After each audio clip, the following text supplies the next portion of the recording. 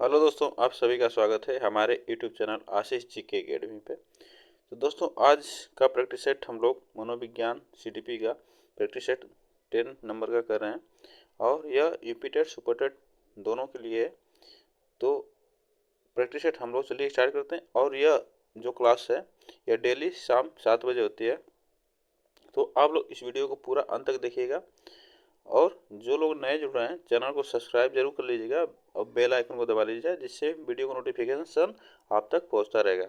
तो चलिए स्टार्ट करते हैं हम लोग आज का पहला प्रश्न। स्टार्ट करते हैं। बुद्धि के संबंध में सही कथन क्या है? बुद्धि के संबंध में सही कथन क्या है?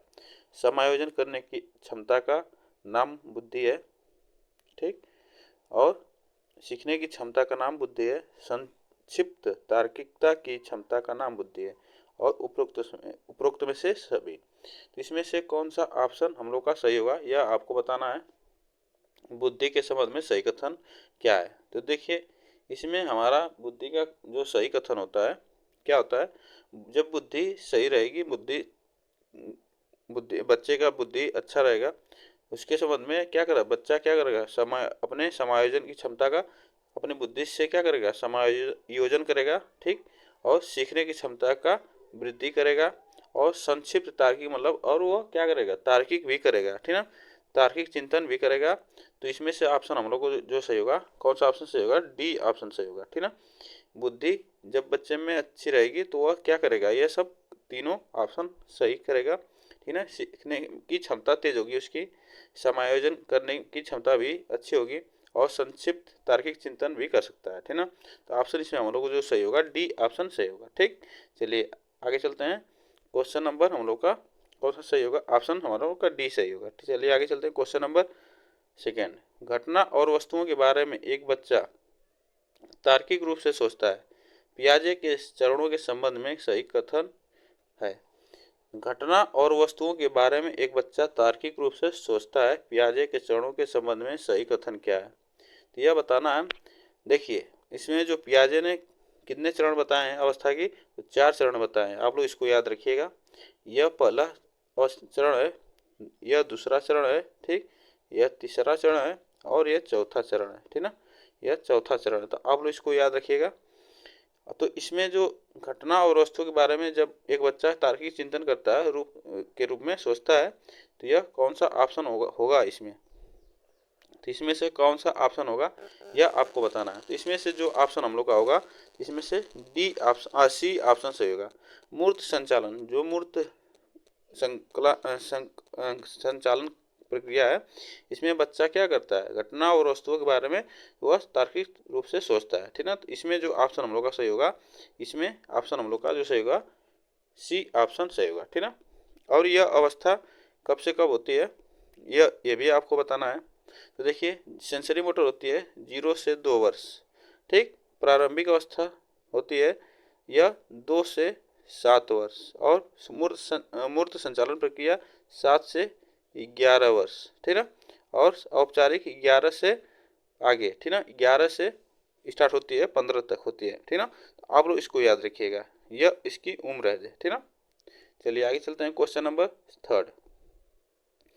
समायो समायोगात्मक रणनीति की किस श्रेणी में महिलाएं निम्न में से संबंधित नहीं है? समायोगात्मक रणनीति की किस श्रेणी में महिलाएं निम्नलिखित में से संबंधित नहीं है, यह आपको बताना है, ठीक ना। तो इसमें से कौन सा संबंधित नहीं है? स्वीकारता, प्रतिरोध, क्रांति, अनुकूलन। तो सहयोगात्मक रणनीति की किस श्रेणी में महिलाएं निम्न में से संबंधित नहीं होती? तो इसमें से कौन सा ऑप्शन हम लोग का सही होगा? तो इसमें से कौन सा ऑप्शन सही होगा? तो इसमें से हम लोग का जो ऑप्शन सही होगा, इसमें क्या होता है? ऑप्शन हम लोग का बी ऑप्शन सही होगा। इसमें महिलाएं क्या करती हैं? यह प्रतिरोध की संबंध नहीं रखते हैं, ठीक ना। यह योगात्मक रणनीति की श्रेणी में महिलाएं महिलाएं होती हैं। इसमें स्वीकारता, क्रांति और अनुकूलन होती है, ठीक ना। और क्या नहीं होता? तो यह प्रतिरोध नहीं होता, ठीक ना। ऑप्शन हम लोग का इसमें कौन सा सही होगा? बी ऑप्शन सही है। Question number fourth. विद्यालय क्षेत्र में रचनात्मक निर्धारकों को जानने के लिए निम्न में से कौन सा उपागम नहीं है?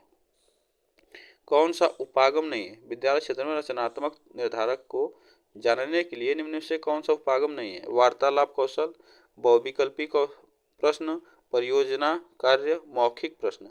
तो इसमें से कौन सा उपागम नहीं है यह आपको बताना है, ठीक है। तो इसमें से आपको सीधा सीधा दिख रहा है कि विद्यालय क्षेत्र में रचनात्मक निर्धारक को जानने के लिए इसमें से बहुविकल्पी प्रश्न नहीं होना चाहिए, ठीक है। यह उपागम नहीं है। यह ऑप्शन हम लोग का कौन सा सही होगा? बी ऑप्शन सही होगा, ठीक है।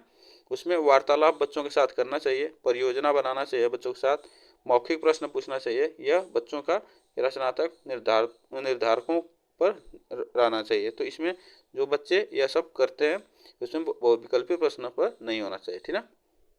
यह बहुविकल्पी प्रश्न उपागम नहीं है, ठीक। चलिए आगे चलते हैं। क्वेश्चन नंबर 5, आपकी कक्षा की कुछ छात्र अति मेधावी हैं, आप उन्हें किस तरह पढ़ पाएंगे? आपकी कक्षा की कुछ छात्र अति मेधावी हैं तो आप उन्हें किस तरह पढ़ पाएंगे? कक्षा के साथ, उच्च कक्षा के साथ, समृद्धिकरण कार्यक्रमों के द्वारा, जब वे चाहें। तो जो मेधावी छात्र होते हैं, अति मेधावी छात्र होते हैं, तो उनको किस तरह पढ़ पाएंगे आपको यह बताना है। आप एक टीचर हैं उसके बारे में, तो आप टीचर होके उस बच्चे के बारे में किस तरह पढ़ाएंगे या पढ़ पाएंगे उसकी मानसिकता को, ठीक ना। इसमें से कौन सा ऑप्शन सही होगा? तो इसमें से कौन सा ऑप्शन सही होगा यह आपको बताना है। कक्षा के साथ, उच्च कक्षा के साथ, समृद्धिकरण कार्यक्रमों के द्वारा, और जब वे चाहे, ठीक ना। तो देखिए, जब मेधावी छात्र होता है, ठीक है, तो कक्षा की जब मेधावी छात्र होता है उस क्या क्या करेंगे हम लोग? समृद्धिकरण कार्यक्रमों के द्वारा हम उसकी क्या करेंगे? पढ़ पाएंगे उसकी क्षमता को, ठीक है। उसकी क्षमता को हम समृद्धिकरण कार्यक्रमों के द्वारा हम पढ़ पाएंगे कि क्या वह हर क्षेत्र में बच्चा मेधावी है, ठीक ना। तो इसमें ऑप्शन हम लोग का जो सही होगा सी ऑप्शन सही होगा। चलिए आगे चलते हैं। क्वेश्चन नंबर 6, मनोविज्ञान शिक्षा का आधारभूत विज्ञान है, यह किसने कहा है? मनोविज्ञान शिक्षा का आधारभूत विज्ञान है, यह किसने कहा है? BN. Jha, Skinner, Davis, Woodworth. तो मनोविज्ञान शिक्षा का आधारभूत विज्ञान है, यह किसने कहा है यह आपको बताना है, ठीक ना। तो इस किसने कहा है?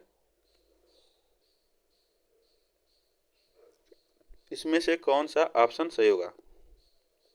तो शिक्षा का आधारभूत विज्ञान कहा है, इस किसने कहा है? तो स्किनर ने कहा है, ठीक ना। मनोविज्ञान को क्या कहा है? शिक्षा का आधारभूत विज्ञान कहा है, तो स्किनर ने कहा है।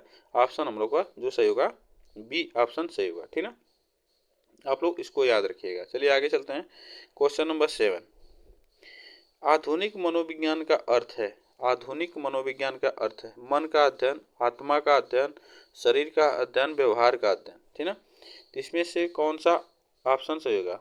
आधुनिक मनोविज्ञान का क्या अर्थ है?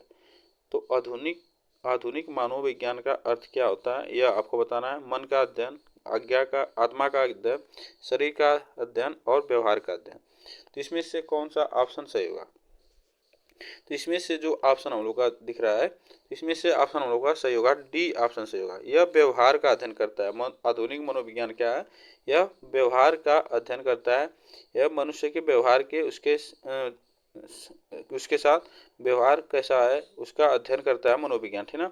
बच्चों के बारे में उसका व्यवहार, टीचरों के बारे में उसका व्यवहार, यह मनोविज्ञान का अर्थ यह बताता है कि व्यवहार का अध्ययन करता है, ठीक ना। आप लोग इसको याद रखिएगा। चलिए आगे चलते हैं। क्वेश्चन नंबर 8, हिंदी अक्षरों को बालक किस आयु में पहचानने लगते हैं? हिंदी अक्षरों को बालक किस आयु में पहचानने लगते हैं? 3 वर्ष की आयु में, 4 वर्ष की आयु में, 5 वर्ष की आयु में, 6 वर्ष की आयु में। तो हिंदी अक्षरों को बालक किस आयु में पहचानने लगते हैं यह आपको बताना है। जैसे हिंदी अक्षर होते हैं क, ख, यह जो अक्षर होते हैं इसको बालक किस अवस्था में पहचानने लगते हैं, ठीक ना। तो यह किस अवस्था में बच्चे पहचानने लगते हैं? तो यह 5 वर्ष की आयु में बच्चा क्या करते हैं? इसे पहचानने लगते हैं। तो आप लोग इसको याद रखिएगा, यह 5 वर्ष की आयु में बच्चा हिंदी अक्षरों को पहचानने लगते हैं। तो ऑप्शन हम लोग इसमें जो सही होगा सी ऑप्शन सही होगा। क्वेश्चन नंबर, बुद्धि लब्धि आईक्यू मापन के जन्मदाता हैं। बुद्धि लब्धि आईक्यू मापन के जन्मदाता कौन है? स्टर्न, बिने, टर्मन और इनमें से कोई नहीं। इसमें से कौन सा ऑप्शन सही होगा? बुद्धि लब्धि मापन के जन्मदाता कौन है, यह आपको बताना है। तो बुद्धि लब्धि के जन्मदाता, आईक्यू मापन के जन्मदाता कौन है? टस्टर्न, बीने, टर्मन। तो यह आपको बताना है कौन सा ऑप्शन हम लोग का इसमें सही होगा, ठीक ना। तो इसमें से जो ऑप्शन हम लोग का सही होगा, कौन सा ऑप्शन सही होगा? तो यह टर्मन, ठीक ना। टर्मन जो है आप इस तरह भी लिख सकते हैं, टर्मन, ठीक ना। टर्मन ऑप्शन इसमें हम लोग का जो सही होगा, ठीक ना। ऑप्शन हम लोग का सी सही है। चलिए आगे चलते हैं। Question number 10। एलेक्सिया है, एलेक्सिया क्या है? पढ़ने की अक्षमता, लिखने की अक्षमता, सीखने की अक्षमता, सुनने की अक्षमता। तो एलेक्सिया क्या है? पढ़ने की अक्षमता, लिखने की अक्षमता, सीखने की अक्षमता, सुनने की अक्षमता। तो एलेक्सिया आपको बताना है क्या होता है, ठीक ना। तो एलेक्सिया एक तरह का विकार है, ठीक ना। क्या है? एलेक्सिया एक तरह का विकार है।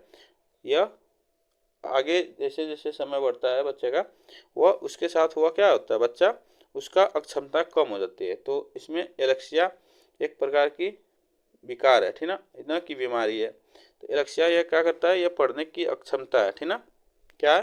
पढ़ने में बच्चों की पढ़ने की अक्षमता में बच्चा पढ़ नहीं पाता है सही से, तो उसमें क्या करता है? एलेक्सिया की कमी है, एलेक्सिया की यह बीमारी है, ठीक ना। तो यह पढ़ने की अक्षमता है, आप लोग इसको याद रखिएगा। चलिए आगे चलते हैं। Question number 11। शिक्षा मनोविज्ञान की उत्पत्ति का वर्ष कौन सा माना जाता है? शिक्षा मनोविज्ञान की उत्पत्ति का वर्ष कौन सा माना जाता है? 1947, 1920, 1940, 1900। तो शिक्षा मनोविज्ञान की उत्पत्ति का वर्ष कौन सा माना जाता है, यह आपको बताना है, ठीक ना। तो शिक्षा मनोविज्ञान की उत्पत्ति का वर्ष कौन सा माना जाता है, यह आपको बताना है। तो ऑप्शन इसमें से कौन सा सही होगा, ठीक। इसमें से कौन सा ऑप्शन हम लोग का सही होगा? तो शिक्षा मनोविज्ञान की उत्पत्ति का वर्ष कौन सा माना जाता है? तो यह माना जाता है हमारा 1900, ठीक ना। 1900 ईस्वी जो है शिक्षा मनोविज्ञान की उत्पत्ति का वर्ष माना जाता है, ठीक। आप लोग इसको याद रखिएगा। तो इसमें जो ऑप्शन हम लोग का सही होगा, डी ऑप्शन सही होगा। चलिए आगे चलते हैं। Question number 12। प्रमापीकृत परीक्षण क्यों कराए जाते हैं? प्रमापीकृत मतलब क्या होता है? स्टैंडर्डाइज्ड टेस्ट, मतलब मानवीकृत परीक्षण कराए जाते हैं। तो यह क्यों कराए जाते हैं, यह आपको बताना है। मंद बुद्धि बालकों की पहचान के लिए, प्रतिभाशाली बालकों की पहचान के लिए, पिछड़े बालकों की पहचान के लिए, बहरे बालकों की पहचान के लिए। तो यह मानकीकृत जो परीक्षण है, प्रमापीकृत परीक्षण, ये इसी को कहा जाता है। तो यह किसके पहचान के लिए किया जाता है, यह आपको बताना है, ठीक ना। किस तरह के बच्चों की पहचान के लिए प्रमापीकृत परीक्षण कराए जाते हैं, तो यह आपको बताना। इसमें से कौन सा ऑप्शन हम लोग का सही होगा, ठीक ना। इसी को स्टैंडर्डाइज्ड टेस्ट कहा जाता है, तो आप लोग इसको याद रखिएगा। तो इसमें से जो ऑप्शन हम लोग का सही होगा, तो यह प्रतिभाशाली बालकों जो होते हैं, प्रतिभाशाली बालकों की पहचान के लिए प्रमापीकृत परीक्षण कराए जाते हैं। आप लोग इसको याद रखिएगा। यह क्यों कराए जाते हैं? तो प्रतिभाशाली बच्चों की पहचान के लिए। ऑप्शन आप लोग का जो इसमें सही होगा, बी ऑप्शन सही होगा। Question number 13। पियाजे की औपचारिक संक्रियात्मक अवस्था बालक की किस आयु अवधि तक मानी जाती है? तो यह पियाजे की औपचारिक संक्रियात्मक अवस्था बालक की किस आयु अवधि तक मानी जाती है, यह आपको बताना है, ठीक ना। यह आपको बताना है किस आयु अवधि तक मानी जाती है। तो आपको बता दें, पियाजे ने 4 अवस्थाएं बताए थे, अभी हम लोग पढ़े हैं स्टार्टिंग में, शुरू में। तो इसमें हमारी जो संवेदी सेंसरी मोटर स्टेट होता है, यह पहली अवस्था होती है।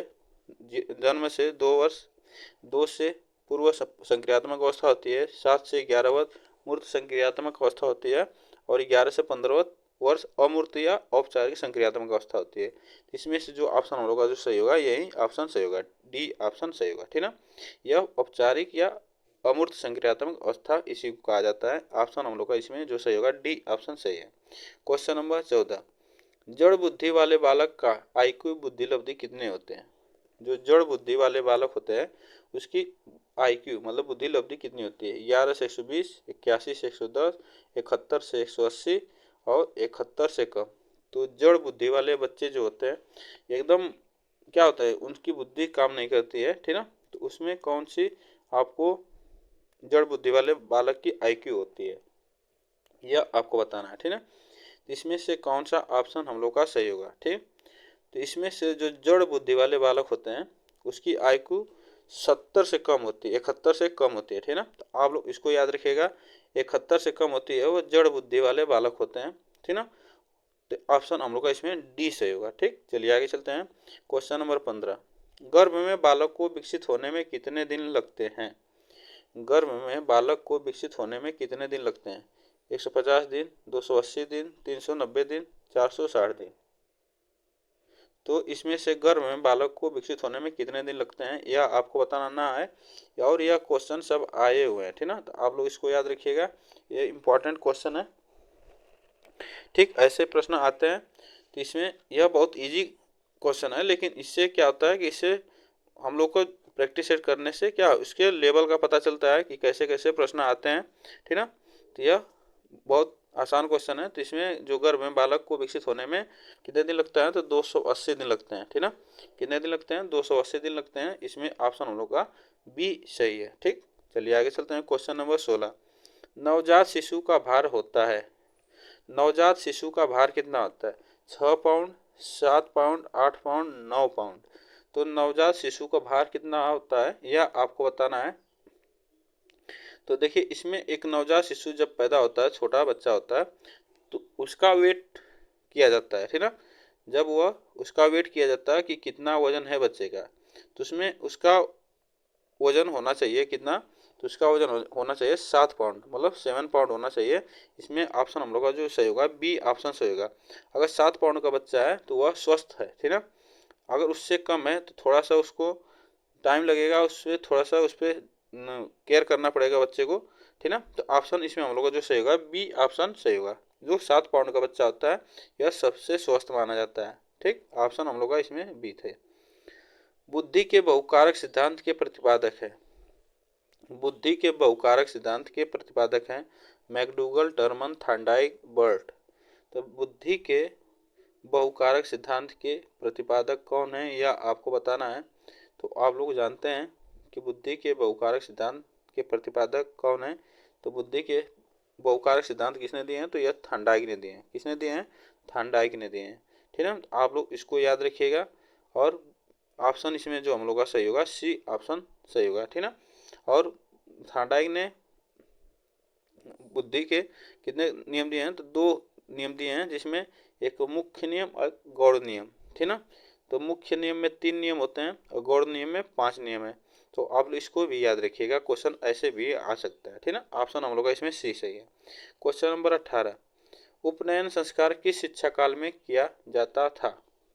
उपनयन संस्कार किस शिक्षा काल में किया जाता था? वैदिक काल, बौद्ध काल, मुगल काल, इनमें से कोई नहीं।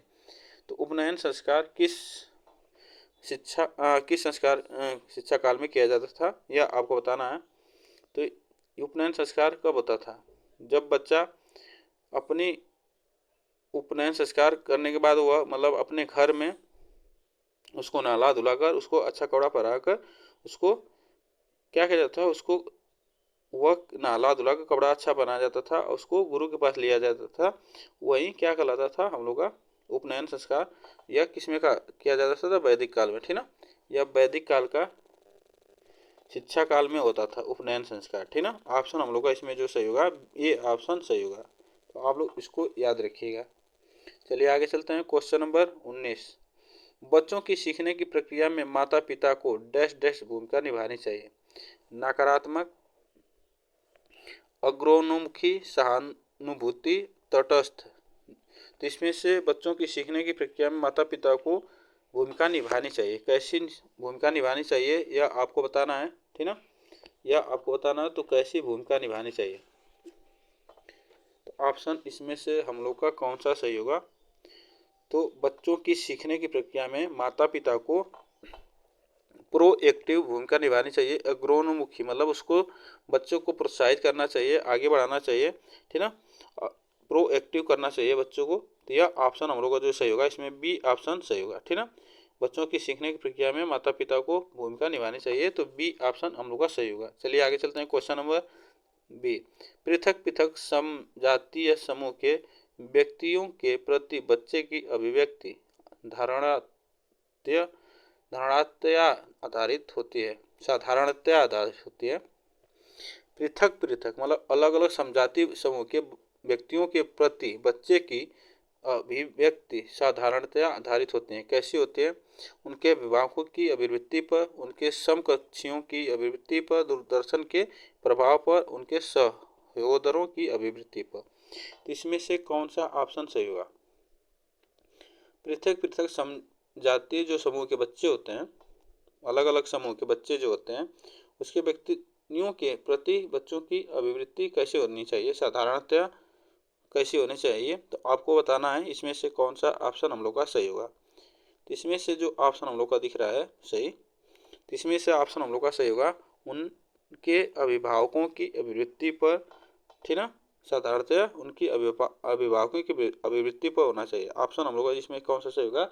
ए ऑप्शन सही होगा। ठीक, तो ऑप्शन हम लोग का ए इसमें सही है। आज के लिए बस इतना ये क्वेश्चन है। और जो लोग नए जुड़ रहे हैं चैनल को सब्सक्राइब कर लीजिएगा और बेल आइकन को दबा लीजिएगा, जिससे वीडियो को नोटिफिकेशन आप तक पहुंचता रहेगा। और वीडियो को लाइक शेयर कमेंट जरूर कर दीजिएगा। तो आज के लिए बस इतना है, फिर मिलते हैं नेक्स्ट वीडियो में। तब तक के लिए थैंक यू सो मच।